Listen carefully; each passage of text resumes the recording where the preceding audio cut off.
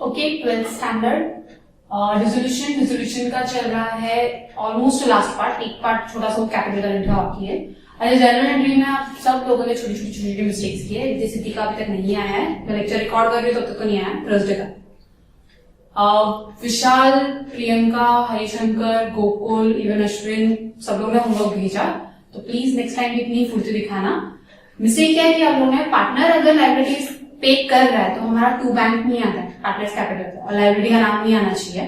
आप लोगों ने सब जगह लाइब्रेरी का नाम लिखा है। आप लोगों को बोला था कि एक बार ट्रांसफर कर दोगे तो लाइब्रेरी का नाम नहीं आता है। हमेशा आपको रियलाइजेशन टू बैंक या बैंक टू रियलाइजेशन ही लिखना है। एंड 3-4 जन ने शायद लास्ट की 2 एंट्रीज नहीं की। रियलाइजेशन अकाउंट बोला था, वो सम ऑलरेडी किया हो तो सम ओपन करो। रियलाइजेशन का लॉस था 50,000 का, वो एंट्री ट्रांसफर करनी है और लास्ट का बैलेंसिंग फिगर। जिन लोगों ने नहीं किया था मैंने वापस उनको रीसेंड किया। एक क्वेश्चन और भेजूंगी मैं जनरल एंट्री का, उसके बाद जनरल एंट्री खत्म हो रही है। अब चलते हैं, जब तीनों पार्टनर इंसॉल्वेंट होते हैं, 3 पार्टनर इंसॉल्वेंट होते हैं ना, तो थोड़ा सा चेंजेस आता है। तो ये सारे चेंजेस के स्टेप्स है। पहला, एसेट्स का कुछ नहीं करना है, स्टेप वही है, पहले हमको बैलेंस शीट खाली करें।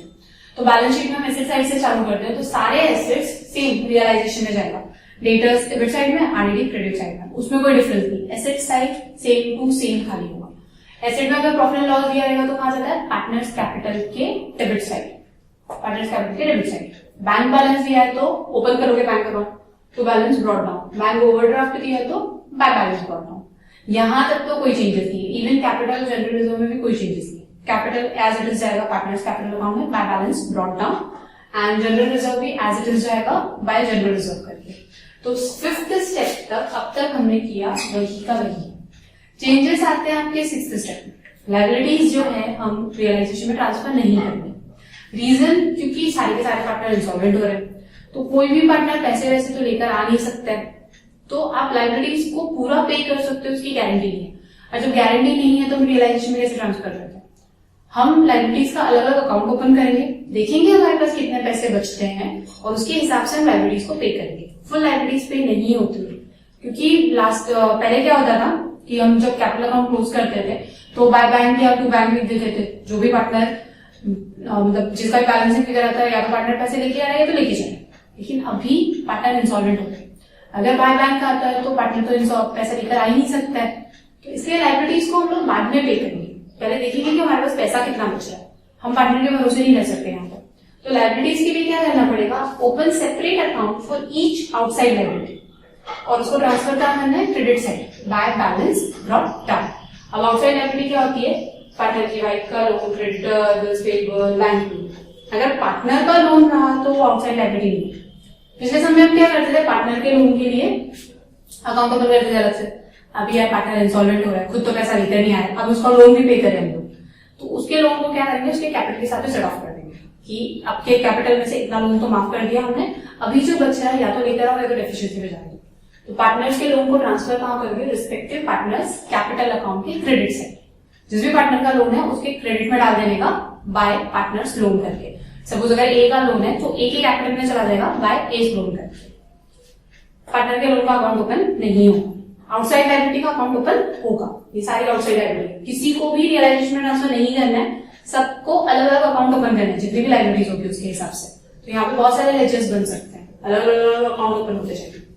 तो उसके बाद में अकाउंट कितने ओपन करने हैं आपको? रियलाइजेशन बनता है, पार्टनर्स कैपिटल बनेगा, बैंक बनेगा, और डिपेंड करते हैं कि लायबिलिटी कितनी, क्रेडिटर्स है, बिल्स पेबल है, बैंक लोन है। और लास्ट में एक नया अकाउंट आएगा डेफिशिएंसी, और यहाँ पर ये डेफिशिएंसी अकाउंट टैली होता है, बैंक अकाउंट टैली नहीं होगा, डेफिशिएंसी अकाउंट टैली होगा। रियलाइजेशन का balancing figure obviously partners capital में जाएगा। पार्टनर्स कैपिटल का बैलेंसिंग फिगर हम बैंक में नहीं डाल सकते, पार्टनर पैसा ला भी नहीं रहा है, लेकर भी नहीं जा रहा है। पार्टनर्स कैपिटल का बैलेंसिंग फिगर कहां आएगा? डेफिशिएंसी में। फिर हम बैंक को क्लोज करते हैं, बैंक में भी बैलेंसिंग फिगर बचेगा क्योंकि अभी तो हमने लायबिलिटी पे नहीं की।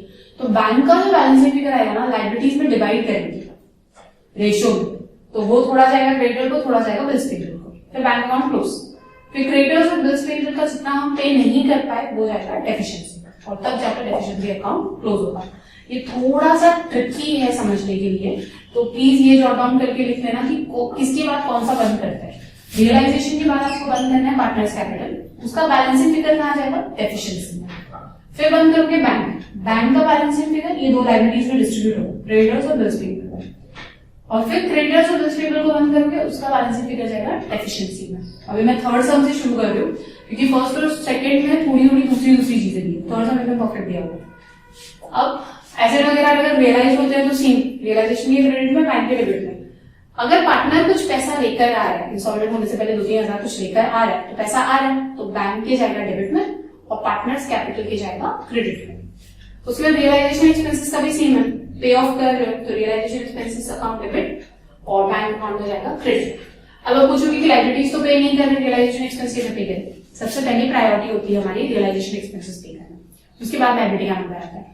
तो हमारे पास जितना भी बैंक में बैलेंस बचा ना पैसा, या पार्टनर जो भी थोड़ा बहुत पैसा लेके आए ना, सबसे पहले हम रियलाइजेशन एक्सपेंसेस पे करेंगे, तो वो तो शॉर्ट पे होने ही वाला है। लाइबिलिटीज का डाउट है कि पे कर पाएंगे कि नहीं कर पाएंगे, जैसे अलग से अकाउंट ओपन करें बाद में देखिए। तो मैं 2 मिनट के लिए साइड में हट रही हूँ ताकि आप लोग स्क्रीनशॉट वगैरह ले लो इसका, और ये सारे स्टेप्स अच्छे से लिखने हैं।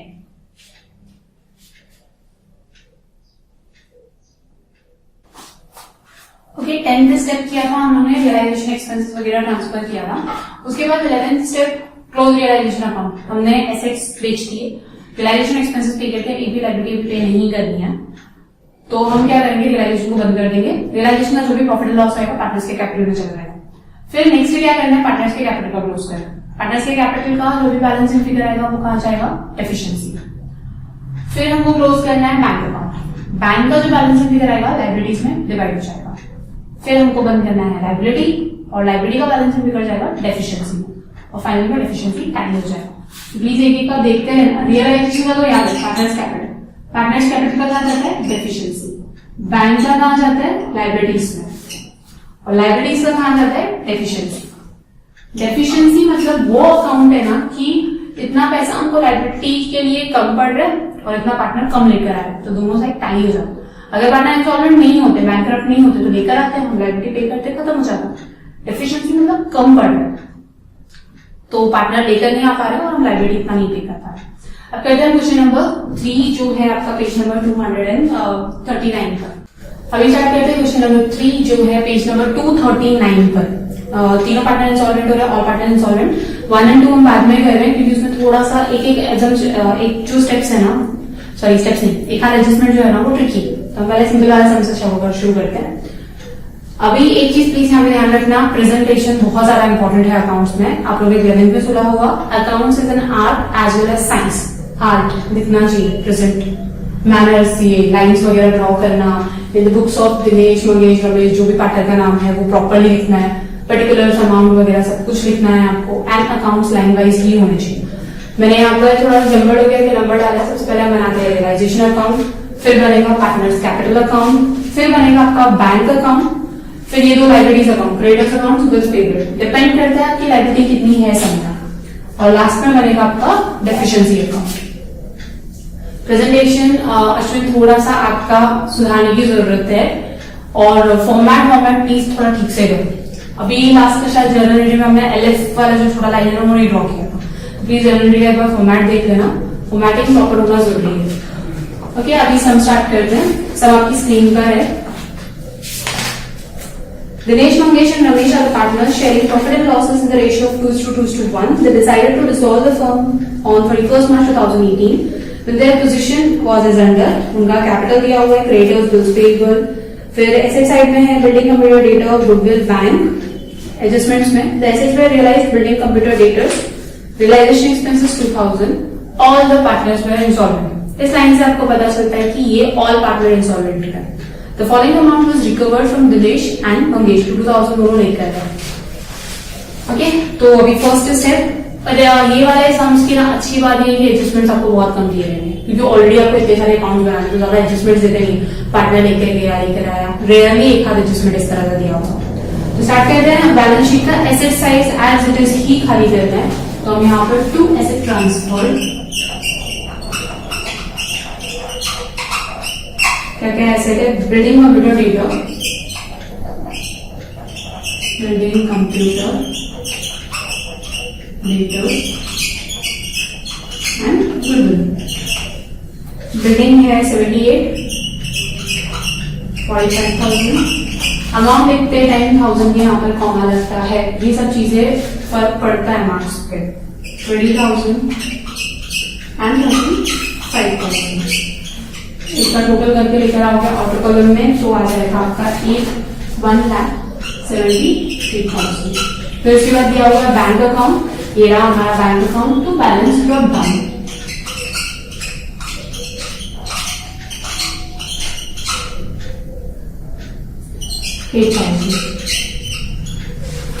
ऐसे चेक सारा खाली हो गया। अब चलते लाइबिलिटी साइड में।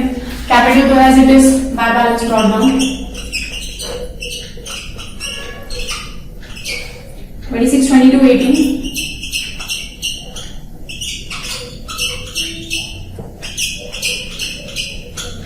फिर दिया हुआ है लाइबिलिटीज, क्रेडिटर्स और बिल्स पेबल। रियलाइजेशन ट्रांसफर नहीं करना है, ये हमने क्रेडिटर्स और बिल्स पेबल का अकाउंट बनाया है। लाइबिलिटी कौन सी साइड आती है? Credit side. Bye balance drop down.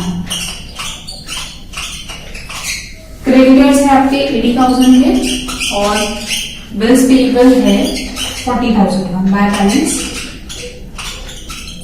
40,000 drop down. ठीक है, यहां तक मैंने बैलेंस शीट खाली कर दी।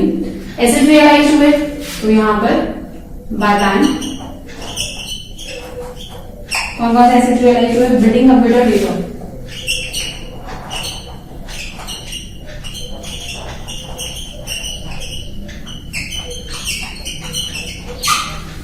40, 30, 10, 40,000, 30,000 एंड 10,000।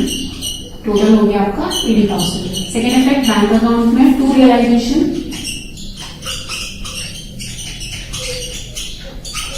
80,000। हम ये बैंक में क्यों लिख रहे हैं? हम देख रहे हैं कि हमारे पास टोटल पैसा कितना है। 8,000 ऑलरेडी है, 80,000 के एसेट्स बेचे, तो रियलाइजेशन एक्सपेंसेस 2,000 तो पे कर ही सकते हैं। तो बाय बैंक, सॉरी यहाँ पर टू बैंक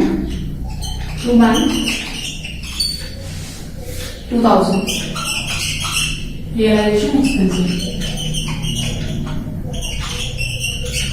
बैंक में आ जाएगा बाय रियलाइजेशन।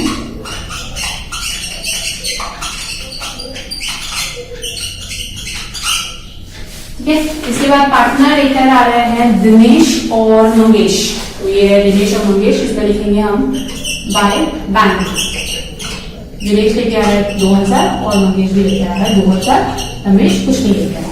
बैंक में डालेंगे पार्टनर का नाम, टू दिनेश कैपिटल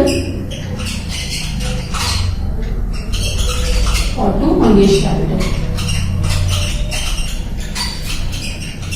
2,000, 2,000। ठीक है, यहां तक हमारा सम ऑलमोस्ट कंप्लीट हो गया। अब क्या करना है? बंद करना है, लाइन वाइज बंद करते जाएंगे। तो सबसे पहले हम करेंगे रियलाइजेशन को। ऑब्वियसली ये वाली साइड जा रहा है, तो यहाँ का टोटल करते हैं तो 1,80,000 का। यहाँ पर 80 है, मतलब 1 लाख का डिफरेंस, तो 1 लाख लिखा इनर कॉलम में, सॉरी 1 लाख लिखा यहाँ पर बैलेंस। अब ये 1 लाख बांटना है तीनों में 2:1 के रेशियो में। तो बाय पार्टनर्स कैपिटल कौन है? दिनेश, मंगेश, रमेश। दिनेश, मंगेश, रमेश 40,000, 40,000 एंड 20,000। तो इसका टोटल है बाहर 1 लाख। अभी ये बाय साइड में, तो ये हो जाएगा टू रियलाइजेशन। ये क्या है? Realisation loss.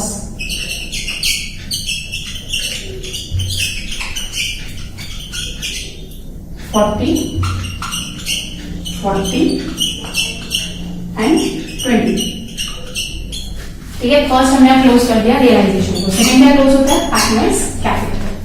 पार्टनर्स कैपिटल को क्लोज करोगे obviously balancing figure debit side में आएगा। ये 26 + 2 होता है 20, सॉरी बैलेंसिंग फिगर क्रेडिट में आएगा 40,000 और यहाँ पर सबका यही है, तो सबको डेबिट का टोटल लिखो 40,000, 40,000, 20,000। यहाँ पर भी वही वाला टोटल लिखना है 40, 40 एंड 20। अब 40,000 में से दिनेश का 26,000, 2,000 यानी 28,000 किया, तो ये आ जाएगा 2,000, 12,000। अब 12,000 क्या होना चाहिए था, बाय बैंक। बाय बैंक मतलब लेकर आना ना पैसा, बाय मतलब ऊपर साइड, तो पैसा आना चाहिए था, बट देश तो इंस्टॉलमेंट है, पैसा नहीं कह सकता। यहाँ लिखेंगे हम बाय एफिशिएंसी, एफिशिएंसी ब्रैकेट में लिख देना, ये है बैलेंसिंग फिगर। सिमिलरली 40,000 में से मंगेश का 22,000 गया, तो यहाँ बचेगा आपका 16,000, सॉरी 24,000। अब 20,000 रमेश में से 18,000 गया, तो बचता है 2,000। तो ये तीनों पार्टनर 12,000, 16,000 और 2,000 लेके आने चाहिए थे, नहीं है इनके पास पैसा, डेफिशिएंसी। तो बाय पार्टनर्स कैपिटल में कौन सा है, बाय। डेफिशिएंसी में कौन सा सही जाएगा, 2, ये रहा डेफिशिएंसी 2 और दिनेश कैपिटल 2, मंगेश कैपिटल और 2 रमेश कैपिटल। कितना कितना 12, 16, 2, 12,000, 16,000 एंड 2,000। ठीक है, अब इसके बाद क्या करना था, हमको बैंक अकाउंट को क्लोज करना। हमने रियलाइजेशन क्लोज किया, हमने पार्टनर्स कैपिटल को क्लोज किया, बंद हो गया ये सब, बैलेंस शीट फिगर गया इसका डेफिशिएंसी। अब बंद करना है बैंक अकाउंट। बैंक में आपके पास में पैसे कितने आ गए, 2 पार्टनर लेकर आए 4,000, 80,000 एसेट बेचा, 8,000 का ये, तो 92,000 आपके पास है, उसमें से 2,000 आपने एक्सपेंसेस पे करे, 90,000 आपके पास पैसे कितने हैं, 90,000। कैसे निकला, बैलेंसिंग फिगर निकाला। हमारे पास लाइबिलिटी कितनी, 80 का क्रेडिटर, 40 का बिल्स पेबल, 1,20,000 की लाइबिलिटी पे कर दी, नहीं पे कर सकते, 90,000 ही है।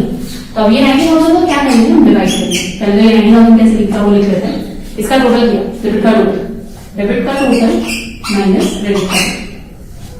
तो अभी हमको 90,000 को इन दोनों को बांटना पड़ेगा, कौन से रेशियो में, 80:40 के रेशियो। अब ये नहीं बोल सकते हो कि 90,000 पूरा चलो क्रेडिटर को दे देते हैं, बच्चा जो है 10,000 को बिल्स पेबल को देंगे, बिल्स पेबल वाले बोलेंगे ऐसा क्यों, इससे अच्छा तो बिल्स पेबल को पूरा पे कर दो, बजाओ क्रेडिटर को पे कर दो।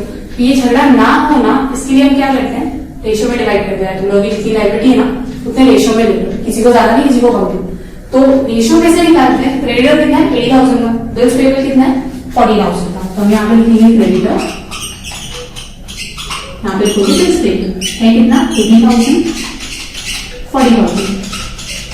अब 4 0 कैंसिल, 8:4, 8:4 को क्या लिख सकते हैं 2:1। क्यों, अगर 2:1 नहीं होना तो 8:4 लिखोगे तो भी चलेगा। तो 2:1 के रेशियो में आपको 90,000 को डिवाइड करना है, मतलब 90,000 को हम 3 से डिवाइड करेंगे, 30,000 को मल्टीप्लाई बाय 2 किया तो 60,000 और 30,000, इस तरह से उनका रेशियो है। तो 90,000 को 2:1 में डिवाइड किया, 60,000 जाएगा क्रेडिटर को और 30,000 जाएगा बिल्स पेबल को। तो यहाँ पर हम लिखेंगे by creditors 60,000 by bills payable 30,000। अभी पूरा बंद हो रहा है, अभी कोई बैलेंसिंग फिगर नहीं देखा, बैलेंसिंग फिगर को हमने डिवाइड किया, 80 + 8 88,000, 88,000 + 2,000 90, 90 + 2 92,000। सेम यहाँ पे 90 + 2 92,000। तो यहाँ पर टोटल लिखकर खत्म कर दो इसको। अभी जो लाइबिलिटीज का पेमेंट किया हमने वो भी लाइबिलिटी में डालेंगे, टू बैंक।